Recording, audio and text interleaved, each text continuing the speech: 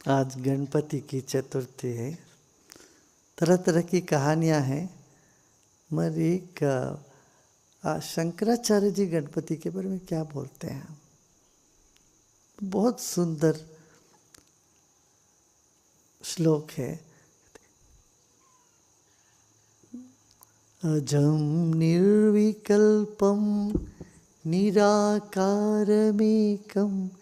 निरानन्दमानन्दमद्वैतपूर्णं परं निर्गुणं निर्विशेषं निरीहं परब्रह्मरूपं गणेशं भजेम। गणपति कैसे है? गणपति कभी पैदा ही नहीं हुए। अजम निर्विकल्पम, निर्विकल्प माने कोई विचार नहीं, कुछ नहीं, खाली। निराकार, उनका कोई रूप ही नहीं है, निराकार रूप है, सब जगह मौजूद है। अजम, बस उनका कभी पैदाइश नहीं हुआ। निर्विकल्प, वहाँ कोई विचार नहीं है, दूसरा नहीं है, अद्वैत है, एक ही है। निरानंदमानंद मद्वैत पूर्णम, आनंद भी है और आनंद नहीं, ऐसा निरानंद माने शांत रहना, वो भी है, संतोष में रहना। दोनों तरंग गणपति के रूप है। जब भी आप आनंदित होते वहाँ गणपति है। अद्वैत पूर्णम, जब दूजा नहीं लगे प्रेम में, प्रेम का मंत्र है, कोई और नहीं है, एक ही में सब मिल जाते हैं, वो अद्वैत रूप। अजम निर्गुणम अजम निर्विकल्पम निराकारमेकम, एक ही है। निरानंदमानंद मद्वैत पूर्णम परम निर्गुणम निर्विकल्पम निरीहम परब्रह्म रूपम गणेशं भजेम। परब्रह्म रूप माने जो सब जगह व्याप्त है, जिसमें सब कुछ है, उस रूप का जो गणपति है उनको मैं नमन करता हूँ। हाँ, निराकार है, सब जगह है, इस तरह का गणपति बोल रहे हैं।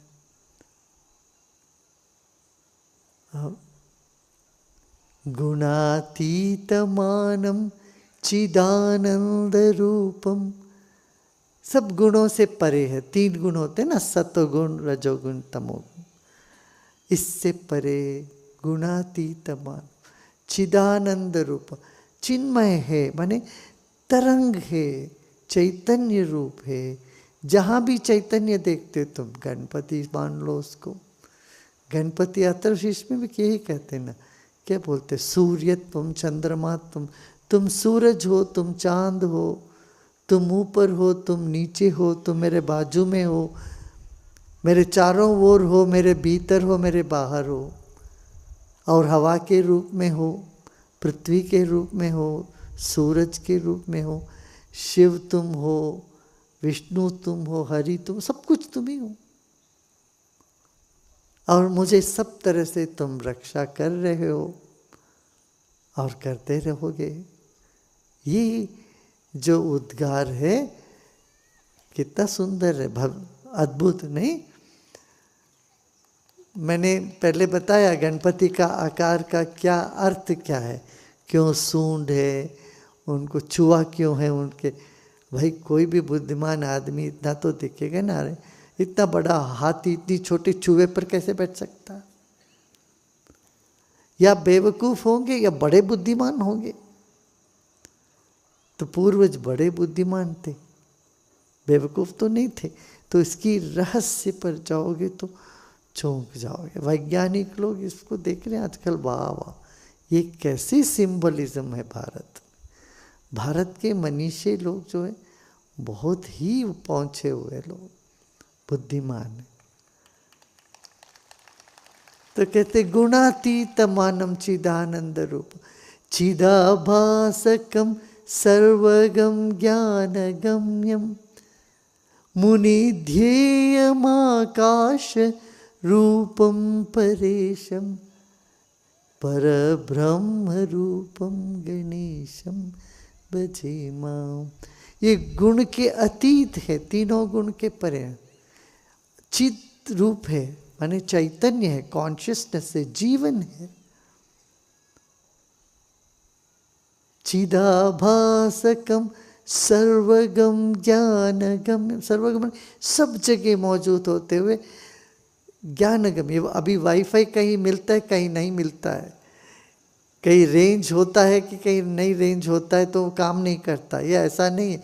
सर्वगम सब जगह होने वाले, सबको जानने वाला। ज्ञानगम ज्ञान से उनको पा सकते हैं, ज्ञानी ही उनको अनुभव कर सकते हैं। हाँ? मुनि ध्येयमाकाश रूपम परेशम। जब मुनि बैठ के ध्यान करते हैं, उनके अंदर की जो खाली जगह है, आकाश है, वो आकाश के रूप में तुम आकाश के रूप के हो। यदि रूप भी है तो आकाश जैसे विशाल रूप। तो गणपति बहुत विशाल है, माने हम क्या करते हैं, बड़े बड़े मूर्ति लगाते हैं। मूर्ति से भी बड़े, पूरा आकाश ही उनका शरीर है, ऐसे मानना चाहिए। परब्रह्म रूपम, जिसको सभी अलग अलग धर्म के लोग भी कहते हैं, निराकार सब जगह है, वही उसी को गणपति बोलते हैं। गण, ये सारे गण माने समूह, उन सब के अधिपति। हमारे देश शरीर में देखो, आंखों में जो सेल्स बनी है वो एक गण है, जीभ का सेल बना है वो दूसरा गण है, चमड़ा बना है वो एक गण है। 33 ऐसे अलग अलग गण है ना बॉय हमारे शरीर में। हड्डी, एक ही रज और वीर्य से कहीं हड्डी बन गया, कहीं जीभ बन गया, कहीं बाल बन गया, कहीं रक्त बन गया, कहीं हृदय बन गया, कहीं यकृत बन गया। ये सब कैसे हुआ? एक ही बीज थे, एक ही तो बना, एक ही से बना है ना। तो वो सब गण है, जिसको कहते हैं जीन्स। हमारे शरीर में बहुत सारे जीन्स, और ये सब जितने भी देखोगे संसार में, ये सब पीरियोडिक टेबल में सब कुछ एटम है, मगर लोहा अलग है, सोना अलग है, मिट्टी अलग है ना। एटॉमिक लेवल पे दो नहीं है, सब कुछ एटम है, सब कुछ सिर्फ वाइब्रेशन है। मगर क्या क्लासिकल केमिस्ट्री की तरफ आओगे, ये सब अलग अलग है। लकड़ी तो लकड़ी है, वो लोहा नहीं है, लोहा सोना नहीं है। तो ये सब गण है। कुछ अणु लोहा बन गया, कुछ अणु सोना बन गया, कुछ अणु मिट्टी रह गया। ये सब गण बोलते, इन सब गण के अधिपति गणेश है, और वो सब व्याप्त है, सर्वत्र व्याप्त है, सब जगह व्यापक है। जगत कारणम कारण ज्ञान रूपम सुराधिम सुखादिम गुणेशम गणेशम जगद्व्यापिनं विश्ववन्द्यं सुरेशं परब्रह्मरूपं गणेशं भजेम। इस जगत का कारण, कॉज ऑफ द यूनिवर्स। यदि आकाश नहीं हो तो कोई चीज कैसे हो सकती है? आकाश ही नहीं मान लो, सूरज चांद पृथ्वी कहाँ टिक सकती है? जहाँ पर सब कुछ है वो गणित, ये सबका कारण है। कारण ज्ञान रूप, ज्ञान आप अभी सुन रहे हो, ये टेबल तो नहीं सुनता, आप सुनते हो क्योंकि आपके भीतर चेतना, वो चेतन के रूप हुई। कारण ज्ञान रूप सुरादिम सुखादिम, सुर माने दैवी शक्ति, जितनी दैवी शक्ति उस सब के मूल है। सुखादीन, सुख का कारण नहीं है। यदि सुख गणपति नहीं तो सुख नहीं है। गणपति सुखदाता, अंदर सुख का कारण, क्योंकि वो चेतना है। अब ये टेबल चेयर थोड़ी ना सुख अनुभव करेगा। इस जहाँ वैसे तो हो सकता उसमें भी कुछ जान है, मगर जो जान जीवित चेतना जहाँ है वो सुख का अनुभूति देता है, करता है। सुख का कारण भी तुम।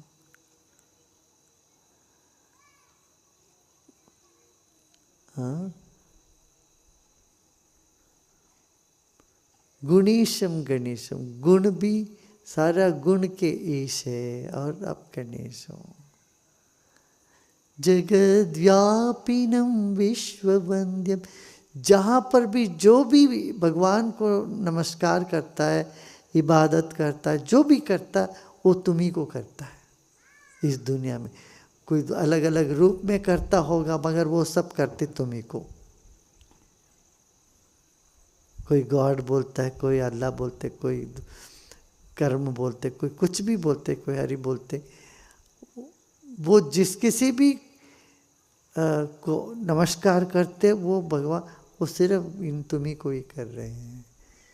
विश्ववंद्यम सुरेशम परब्रह्म रूपम गणेश।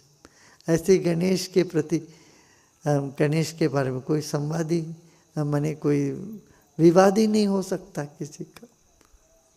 ऐसे गणेश सब जगह व्याप्त है, सबके विवाद कैसे हो सकता? निर्गुण निराकार भी है, सगुण साकार भी है। ये बहुत बड़ा प्रश्न हुआ करता, भगवान रूप है कि अरूप है? एक लॉजिकल सोचने वालों के लिए बहुत मुश्किल की बात होती है। भगवान जब रूप होते हैं तो सब जगह कैसे हो सकते हैं? और सब जगह होते हैं तो निराकार होना चाहिए, रूप नहीं हो सकता। तब हम उनको लेजर लाइट का एक उदाहरण देते हैं। लाइट एनर्जी तो सब जगह है ना, मगर उसको लेजर के रूप में लेके आओ तो एक रूप भी फॉर्म हो जाता है। ऐसे आप आकार हो कि निराकार हो? आपका शरीर का आकार है, आपका मन का आकार है क्या?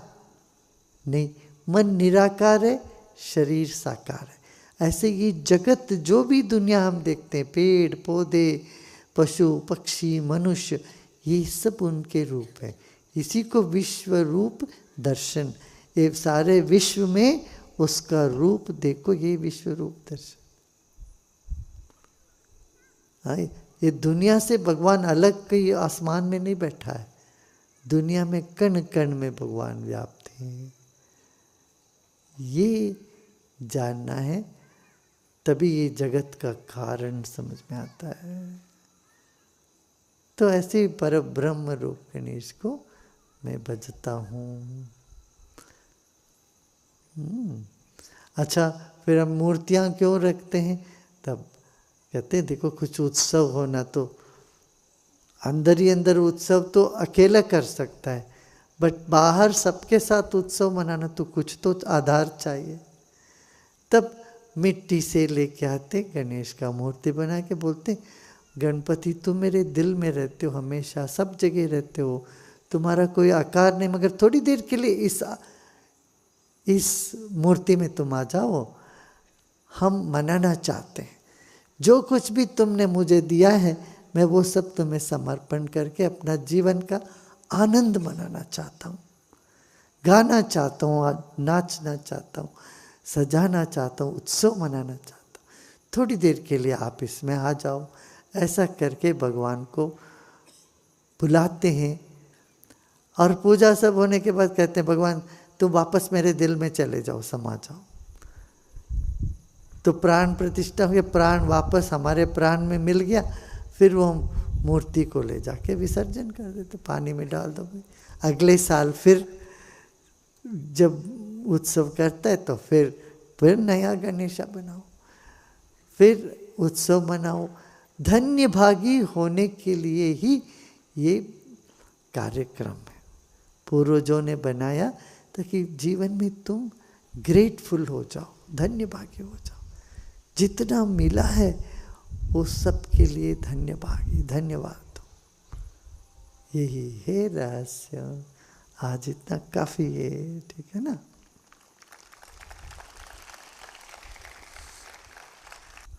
हाँ बोलो। पुरातन कहानी के अनुसार हम ये जानते हैं कि माँ पार्वती ने भगवान गणेश का क्रिएशन किया, तो उनका एक स्टार्टिंग पॉइंट हम जानते हैं। तो उसके पहले जगत का आधार क्या, मतलब उनका आनंद गण के अधीश कौन थे? यही तो है, मैंने इस पर पूरा लिखा, गणेश का पूरा। अरे शिवजी को नहीं पता था क्या, ये मेरा ही लड़का जो सर्वज्ञ है, पार्वती का बेटा नहीं जानता था, और इतना क्रोध था क्या उनका गला काट दिया। ये प्रश्न उठता है कि नहीं। अरे पार्वती स्नान कर रही है, वो छोटा बच्चा बोलता है कि अभी स्नान कर रही है, आप नहीं मिल सकते हो, तो इससे में क्रोध आ गया, उनका सिर काट दिया। भाई ऊपर ऊपर ये सब थ्रिल वाला स्टोरी है ना, इसके अंदर रहस्य कुछ और है। पर्व माने क्या, उत्सव। उत्सव से जो ऊर्जा उठती है उसमें मलिनता आ जाती है। कब कोई भी पार्टी में देखो, पार्टी होने के बाद कितना वहाँ पर सब जगह तहस नहस करते कि नहीं। हाँ, वो सब प्लेट्स उधर पड़ा रहेगा, सब जगह लोग, जहाँ लोग होते हैं पार्टी मनाते हैं, वहाँ एकदम, वहाँ इतना गंदगी फैला देते हैं, फैलाते कि नहीं। हाँ, सफाई करना पड़ता है कि नहीं। घर में कोई शादी है या कोई उत्सव है, कितना सारे चीज़ें लाके तुम लोग सजाते हो, फूल वूल सब, दूसरे दिन सब सूखता है कि नहीं सूखता। प्लास्टिक वाला तो नहीं करते है ना, रियल जब असली फूल वूल सजाते हो, दूसरे दिन क्या होता है, गार्बेज होता है कि नहीं वो सब। हाँ, गार्बेज उठाना पड़ता है कि नहीं। कोई एक उत्सव बताओ जहाँ कोई गार्बेज ही नहीं उठाया हो, कूड़ा करकट उठाया नहीं हुआ, ऐसा कुछ हुआ है नहीं। तो इस तरह से पार्वती जो ऊर्जा है, उसमें जो मैल निकला, मैल माने मल, प्रदूषण, उसने शिव भोलेनाथ शिव के बीच में आ गया। पार्वती और शिव के बीच में क्या आया, मल। माने हमारे भीतर शुद्ध चेतना है, मल आवरण और विक्षेप के जरिए हम वो सब जगह व्याप्त शिव तत्व का अनुभव नहीं कर पाते हैं। मगर शिव ज़्यादा पावरफुल है। अब इतना फोर्सफुल पानी चल रहा है, वो सारी गंदगी को ऐसे उठा के ले जाएगा, रखता है क्या। गंगा जी को देखा है ना, इधर कावेरी देखोगे तो जब पूरा पानी जोश में बह रहा होगा, तो वहाँ कोई इधर उधर मलिनता रह ही नहीं देते, वो सब बहा के ले जाता है। ऐसे शिव तत्व इतना बड़ा है, इतना विशाल है, उसमें सारे ये मल जल जाते हैं, टुकड़े हो जाते हैं। पर जब मल कम पूर्ण रूप से टुकड़े हो गए तो सब एक हो गया, तो फिर सृष्टि के लिए खतरा है। सृष्टि तो मल से होता है, इम्प्योरिटी दोष 3 गुण से होता है। शिव निर्गुण है, तो निर्गुण के पास आने पे सारे गुण वैसे टुकड़े हो जाते हैं, अलग हो जाते हैं। सत्वगुण अलग हो जाता है, रजोगुण तमोगुण अलग हो जाता है। तब जाके उन्होंने कहा नहीं, इसमें जरूरी है। तब शिव बोलते, उत्तर के ओर कौन सिर रख के सो रहा वो देखा हो। इसके बारे में और गहराई में मैंने लिखा है। गणेश गणेश रहस्य पढ़ो, है ना यहाँ पर किताब तो होना चाहिए, टेप भी होना चाहिए। गणेश रहस्य पढ़ो, उसमें मैंने एक एक चीज उसका विवरण दिया है। तो ना शिव कभी क्रोध में आके गणपति का सिर नहीं उड़ाया, और ना बाप रे पार्वती के मारे शरीर में इतना ज्यादा मल था, बाप रे बाप, कितने दिन नहीं नहाई होगी वो, तो जन्मों तक नहाई नहीं हो तभी ना इतना मल इकट्ठे हो सकता। नहीं, ये सब प्रतीकात्मक है, ये स्टोरी में रहस्य है, अंदर अंदर घुस के देखो तभी समझ में आएगा, नहीं तो ऊपर ऊपर देखोगे तो बस ऐसे कहानी लगेगी, है ना। ये सब प्रतीक, सारे भारतीय प्रतीकों का इतिहास, वो भी एक बना, मैंने कई बार बोला है ऐसे सत्संग में, उसको बना है लोगों ने अपना SSPT में। हाँ, खड़े हो बिना पूछे तो तुम्हारा, हाँ बोलो, चैन नहीं मिलेगा। गुरुदेव, सबसे पहले तो मैं आपको थैंक यू बोलना चाहती हूँ हमें मेडिटेशन सिखाने के लिए और इतना सुदर्शन क्रिया सिखाने के लिए। मुझे ये प्रश्न है कि हम बहुत सारे भगवान को मानते हैं, कृष्ण जी सबकी पूजा करते हैं, शिव जी, गणेश जी, दुर्गा जी, पर ये कैसे पता चलेगा कि हमारे इष्ट देवता कौन है? जिस दिन जो भी है वही तुम्हारे इष्ट है, जो बहुत ज़्यादा तुमको पसंद आता है वो चेंज होता देखो, रहता है कभी-कभी। ये वो ठीक है, कोई बात नहीं। गणपति के दिन गणपति मनाओ, ताकि सब में एक ही है, एक सब में है, सब एक में है। अब तुम ये कोई भी पुराण पढ़ो तब देखेंगे वही बड़ा है। गणेश पुराण में गणेश से बड़ा कोई है ही नहीं, विष्णु पुराण पढ़ोगे तो विष्णु से आगे कोई है ही नहीं, देवी पुराण में देखो तो सारे देवता देवी के पाँव में है, इनके नखों में है, उनसे बड़े कोई है ही नहीं। और कृष्ण को देखो तो कृष्ण ही सब, कृष्ण वंदे जगत गुरुम, सब कृष्ण में तो सभी कोई है। तो ये जिसकी बारात है उसकी गुणगान होता है, उसको घोड़े पर चढ़ाया जाता है। समझ में आ रहे हैं ना, सब एक ही परिवार के हैं, सब एक ही है, बट जिसकी बारात है।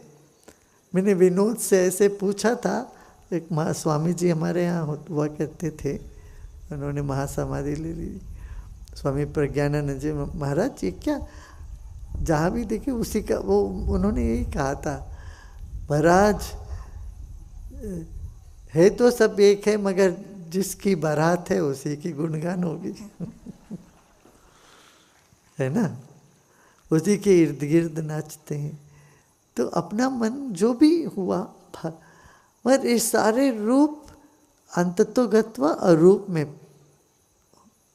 चला जाता है। हाँ? वही गुरु ग्रंथ साहब ने वही बात कही ना, कि यही शिव है, यही देवी है, यही त्रिगुणात्मका है, यही हर भी है, और सब एक ओंकार है।